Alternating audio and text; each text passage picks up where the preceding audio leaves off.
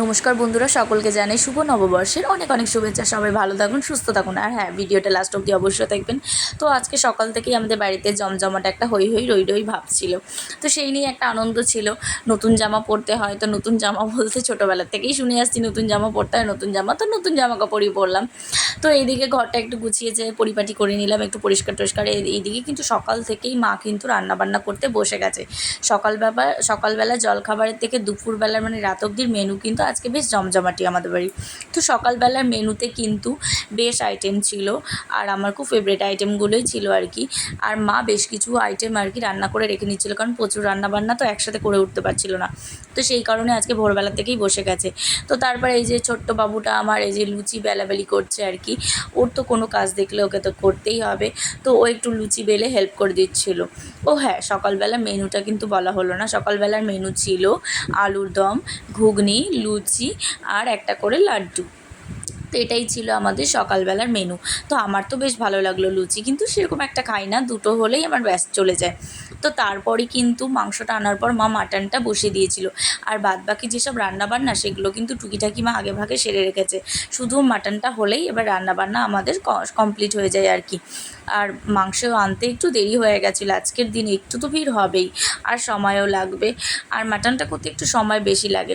তো তারপরে না দুপুরবেলা আর ভালো লাগছিল না। সব থেকে ফেভারিট জিনিস এটা কিন্তু গরমের সময় দুপুরবেলা ফ্রিজে খানিকক্ষণ রাখার পর খেতে অসাধারণ লাগে, সত্যি খুব ভালো লাগে আর তৃপ্তিজনক লাগে আর কি। মানে ফ্রিজে খানিকক্ষণ রেখে খেলে তো আরও ভীষণ ভালো লাগে, আমার তো ভীষণই ভালো লাগে।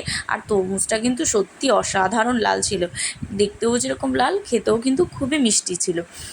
আর এতই না, আর আমি যখন বাবুকে দিচ্ছিলাম একটু দানাগুলোকে ছাড়িয়ে ছাড়িয়ে দিচ্ছিলাম। তো আজকের মেনু সবাইকে বলে দিই। এদিকে ছিল ভাতটা কিন্তু একটু সকালবেলা না, একটু আগে থাকতেই করা হয়েছে যাতে গরম গরম খাওয়া যায়। তো তারপরে ছিল পটল ভাজা, মানে কি বলবো, সব পরপর দেখাচ্ছি তো, আর মানে তাড়াতাড়ি করে ধরতে ধরতে আমার যেন উল্টো পাল্টা হয়ে যাচ্ছিলো। আর এদিকে ছিল এই ডাঁটাটা কিন্তু আমাদের বাড়িরই সজনে ডাঁটা আলু তরকারি, মানে কেউ দিয়েছে আর কি। আর এদিকে চুনো মাছ ভাজা, এটাও মানে কেউ দিয়েছে, আমাদের পুকুরের নয়, কিন্তু চুনো মাছ ভাজা। আর এদিকে তেল ছিল আর কি।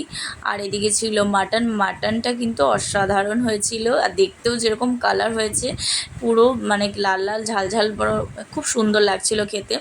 তো তারপরে ছিল চাটনি। আমার কিন্তু শেষ পাতে একটু চাটনি না হলে চলে না একদমই।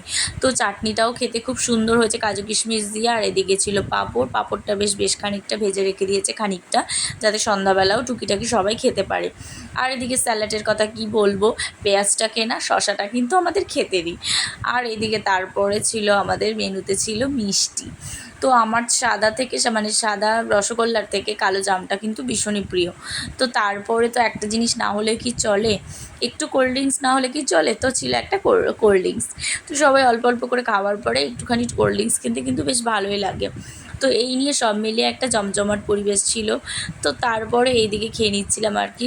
সত্যি মাটনটা যেরকম তুলতুলে নরম হয়েছে, খেতেও কিন্তু বেশ স্বাদ হয়েছে, অসাধারণ লাগছিল। আমার তো বেশ ভালোই লেগেছে, খুব সুন্দর লেগেছে।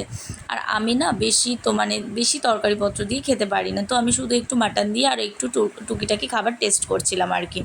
তো তারপরে দেখো এদিকে আমাদের পিচ্চি বুড়িটা সবাই যখন নেই, ও তো ঘরের মধ্যে গিয়ে দুষ্টুমি করছে। তো বন্ধুরা, আজকে ব্লগটা এখানেই। ভালো লাগলে লাইক কমেন্ট শেয়ার করতে ভুলবে না কিন্তু। Bye bye, tata.